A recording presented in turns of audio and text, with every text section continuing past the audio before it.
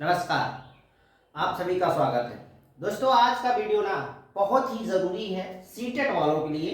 अगर आप किसी भी रीज़न से पढ़ नहीं पाए हैं, फॉर्म भर दिए हैं और मात्र 60 दिन के आसपास बचा है, अगर आप लोग सचमुच में एक ही बार में अपनी परीक्षा को क्लियर करना चाहते हैं सीटेट की, तो ये वीडियो आपके लिए। देखिए, कोई भी चीज़ हो, कोई भी काम हो, उसके लिए एक स्ट्रेटजी ज़रूरी होती है और बिना स्ट्रेटजी के काम किए आपको ज़्यादा मेहनत भी लगती है और असफल भी होने का चांस रहता है। 60 दिन मतलब बहुत है, इतना भी कम नहीं है कि आप परीक्षा को पास न कर पाए। जैसे अगर आप दूसरा अटेम्प्ट है और कई प्रयास कर चुके हैं, नहीं निकला है, तब भी आप क्वालिफाई कर पाएंगे सीटेट को और अच्छे नंबर से, ये मेरी गारंटी है।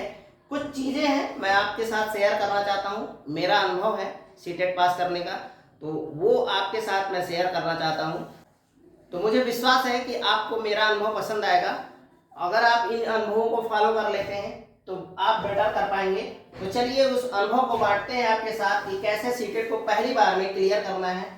लिखा है मात्र 60 दिनों में कैसे पास करेंगे, तो ये संभव है, बिल्कुल संभव है, असंभव बिल्कुल नहीं है। मैंने ऐसा किया है, झूठ नहीं बोल रहा हूं, मैं उसका प्रमाण भी दूंगा। दूसरी बात आती है एनसीईआरटी बुक।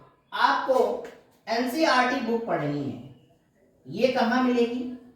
ये आपको गूगल पर जाएंगे, वहां सर्च करेंगे एनसीईआरटी बुक पीडीएफ, तो आपको बहुत सारे बुक पीडीएफ मिल जाएंगे। आपको डाउनलोड कर लेना है, अपने मोबाइल में रख लेना है। अगर कुछ लोग ये भी नहीं कर पाते हैं तो आप मुझे कमेंट करिएगा, मैं आपको अपने टेलीग्राम चैनल पर ये सारे पीडीएफ प्रोवाइड करा दूंगा। अब आप प्रश्न उठता है कि वो पीडीएफ किस सब्जेक्ट का होना चाहिए, किस क्लास का होना चाहिए। तो भाई क्लास 3 से 8 तक का आपको एनसीईआरटी बुक पढ़नी है, सारे सब्जेक्ट पढ़ना है। क्लास 3 में 3 से 5 तक आपको 4 ही सब्जेक्ट मिलेंगे, हिंदी मिलेगा, इंग्लिश मिलेगा, मैथ मिलेगा और इन्वायरमेंट मिलेगा। इन्वायरमेंट के ही अंतर्गत बहुत सारी चीजें आती हैं, बड़े मजेदार होते हैं, पढ़ने में भी मजे आते हैं, तो आपको अच्छा लगेगा। और इस पीडीएफ को जो है आपको कम से कम 2 बार पढ़ना है, रटने की जरूरत नहीं, सिर्फ आप पढ़ डालिए बस, ठीक है। इतना मजा आएगा ना, सच में आपको बहुत मजा आने वाला है। आप जो यूट्यूब पर माथा फोड़ते हैं घंटों बैठकर, उससे अच्छा है कि आप बुक पीडीएफ पढ़िए। बिना पढ़े काम नहीं चलता है। अगर आप सरल रास्ता अपनाते हैं तो आप सक्सेस नहीं हो पाएंगे, थोड़ी मेहनत तो करनी पड़ेगी। 60 दिन बचा है तो इतना तो कर ही लो यार। बात आती है सारे सब्जेक्ट के आपको पढ़ने हैं। हाँ, भाषा में जो संस्कृत चुने हैं तो उनको इंग्लिश नहीं पढ़ना है, ठीक है, और जो इंग्लिश चुने हैं उनको संस्कृत नहीं पढ़ना है, बस इतना ही, ठीक है। बाकी सारे चीजें आपको पढ़ने हैं, सारे सब्जेक्ट पढ़ने हैं, हिंदी हो, ज्योग्राफी हो, कुछ भी हो, सारे सब्जेक्ट पढ़ने हैं, ठीक है।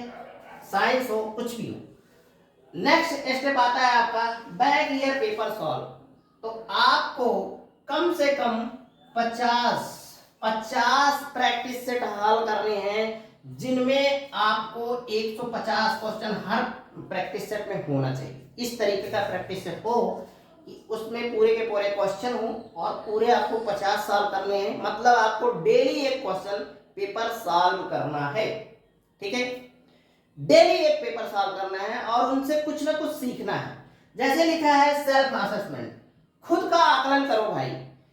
जब प्रैक्टिस सेट सॉल्व कर लो ना, खुद को समझो कि हमने कहाँ गलती की है, क्या गलती की है, किस पार्ट में हमारा, किस सब्जेक्ट में हमारा कम नंबर आ रहा है, किस सब्जेक्ट में ज्यादा नंबर आ रहा है।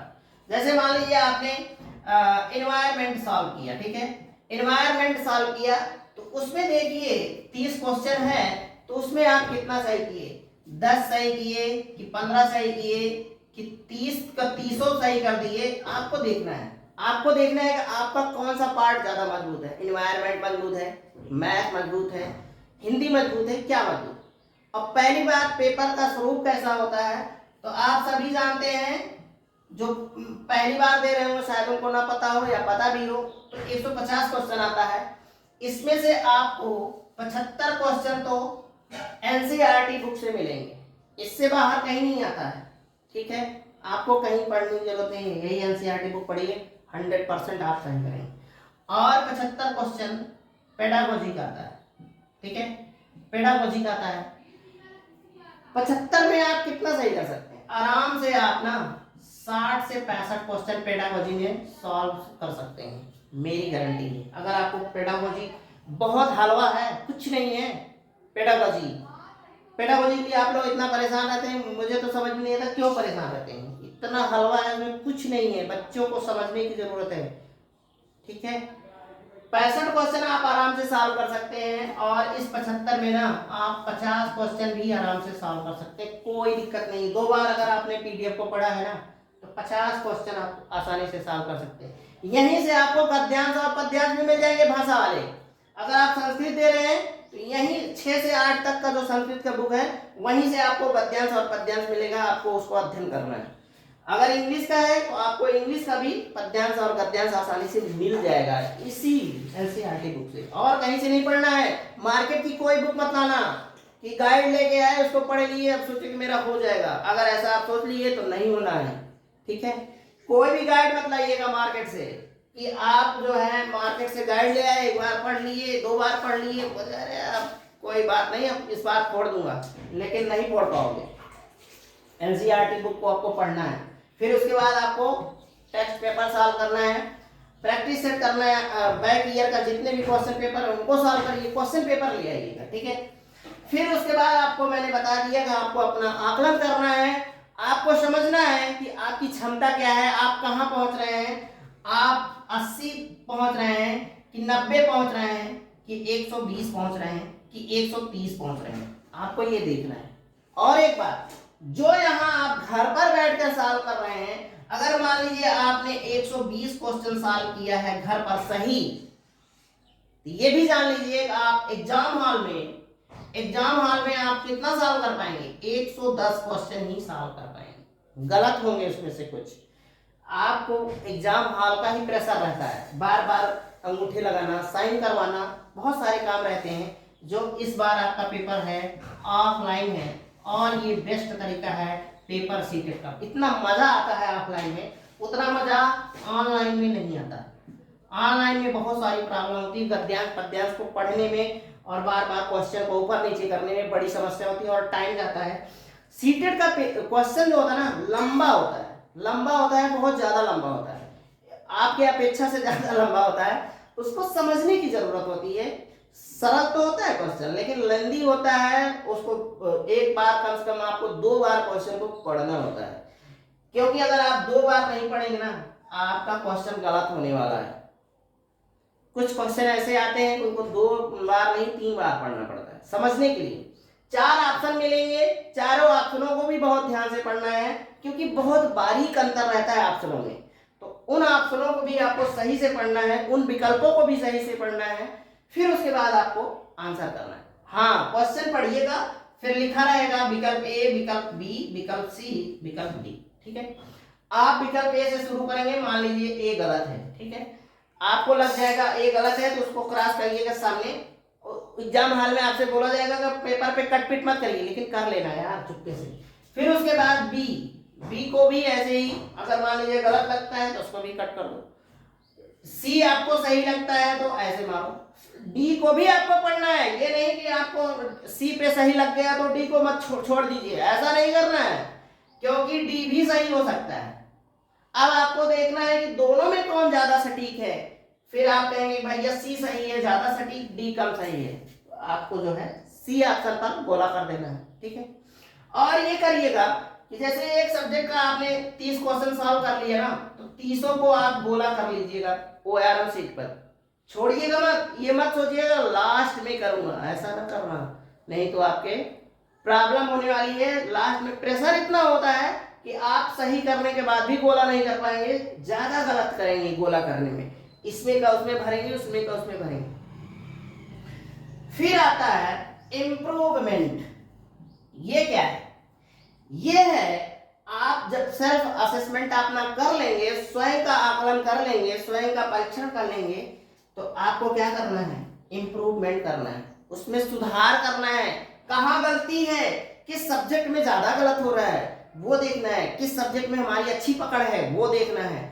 फिर उसी हिसाब से आपके अंदर सकारात्मक सोच आएगा, पॉजिटिवनेस आएगी। आपको अपनी थिंकिंग, अपनी सोच को सकारात्मक रखना है। सकारात्मक रखेंगे अपनी सोच को ना, तो आप पेपर में जान लीजिए कि आधे से ज्यादा जंग जीत लिए। आपको डरना ही नहीं चाहिए कि मैं सीटेट क्लियर नहीं कर पाऊंगा। आप मन में कहिए कि हाँ मैं कर लूंगा। अगर नहीं कर पाया तो मुंह किसको दिखाऊंगा? तुम्हारे पड़ोसी, तुम्हारा पड़ोसी हो गया सीटेट पास कर लिया, वो किसी भी एग्जाम में बैठने के लिए तैयार है और तुम बैठे हो घर पर। कोचिंग, बिना कोचिंग के आप ऐसा कर सकते हैं। ये सब जो मैं बता रहा हूं ना, मैंने किया है खुद बिना कोचिंग के। पहली बार में हमारा कितना नंबर था? 108 नंबर था। 108 नंबर था। हमने 109 क्वेश्चन सही किया था और एक क्वेश्चन जो है ना गोला करने में गलत हो गया, जो कि ये होता है, स्वाभाविक है, गोला करने में गलत होता है। पहली बार था, मैं भी बहुत डरा था, लेकिन मैंने मेहनत किया, खूब किया। क्या किया? एनसीईआरटी बुक को पढ़ा और ज्यादा से ज्यादा प्रैक्टिस सेट को सॉल्व किया। बस इतना ही किया हूं और कुछ नहीं किया हूं। और लास्ट में आपका आता है रिलैक्स। ये क्या है? एग्जाम में रिलैक्स? हाँ बिल्कुल। अगर आप रिलैक्स नहीं महसूस करते हैं तो आपका पेपर गड़बड़ होने वाला है। आपका पेपर कब है? 20 अगस्त को है ना? 20 अगस्त को। आपको सारे काम 18 अगस्त को ही निपटा लेना है। मतलब जितना आपको कुछ पढ़ना है 18 अगस्त तक ही पढ़ लो। 19 अगस्त को आपको क्या करना है? 19 अगस्त को आपको एकदम आराम करना है। जो आपको पसंद हो वो करो। दोस्तों के साथ खेलने जाना है, खेल लो। मूवी देखना है, देख लो। गाने सुनना है, सुन लो। ये कुछ ना करना है तब भी आप कुछ मत करो, लेकिन आपको 19 तारीख को नहीं पढ़ना है। अगर आपने पढ़ा तो आप फंसेंगे। अपने माइंड को रिलैक्स करो, एकदम उसको आराम दे दो, इतना आराम दे दो कि 20 तारीख जब आए ना तो बहुत सही तरीके से आपका दिमाग काम करे। कोई दिक्कत ना हो, कोई घबराहट ना हो, कोई झुंझलाहट ना हो। बस अगर आपने इतना, जब मैंने आपको जितने पॉइंट बताए हैं, अगर आपने इनको सच में फॉलो कर लिया, कोई माई का लाल नहीं है आपको रोक दे 110 नंबर लाने से। ज्यादा भी आ सकता है, ये तो मैं कम बता रहा हूं, ज्यादा भी आ सकता है। आप 120 135 तक पहुंच सकते हैं 60 दिनों के अंदर की तैयारी में। तो आपको ये नॉलेज कैसे लगी इसके बारे में कमेंट करिएगा। अगर आप पहली बार चैनल पर हैं तो सब्सक्राइब कर लीजिएगा। और बातें जैसे कुछ चीजें मैं आपको प्रोवाइड कराऊंगा सीटेट के लिए। मैं बेसिक क्लास दे रहा था चैनल पर, लोगों को कम पसंद आ रहा था। प्रॉब्लम यही है, जो टीचर 15 क्वेश्चन ले आकर 1 घंटा पढ़ाता है 15 क्वेश्चन को ऑनलाइन पढ़ाता है, तरह तरह के कमेंट आते हैं, तरह तरह के बदतमीजियां होती हैं, तरह तरह एक दूसरे को वाह वाह शाबाशी, वाह सर जी करते हैं। ऐसे लोग मिलते हैं बच्चों का भविष्य खराब करने के लिए। 15 क्वेश्चन के लिए आपका 1 घंटा बर्बाद कर दिए और आप यूट्यूब पर मस्त हैं देखने में। और यही जो बैक ईयर का पेपर है ना, आप 1.5 घंटे से भी कम समय में सॉल्व कर देंगे 150 क्वेश्चन, मैं बता रहा हूँ। क्योंकि भाई उसमें पहले जब अटेम्प्ट आप करेंगे, शुरू करेंगे ना, तो ये तो है नहीं कि आपको 150 को पूरे आ जाएंगे। जो नहीं आते आपको उनको छोड़ देना है, बाद में उसको समझना है, उस क्वेश्चन को समझना है कि कहाँ हमको नहीं समझ में आ रहा था, क्यों हमने छोड़ा, उस पर काम करना है आपको। तो मैं ऐसा नहीं करूंगा, मैं आपको कुछ क्वेश्चन जरूर प्रोवाइड कराऊंगा।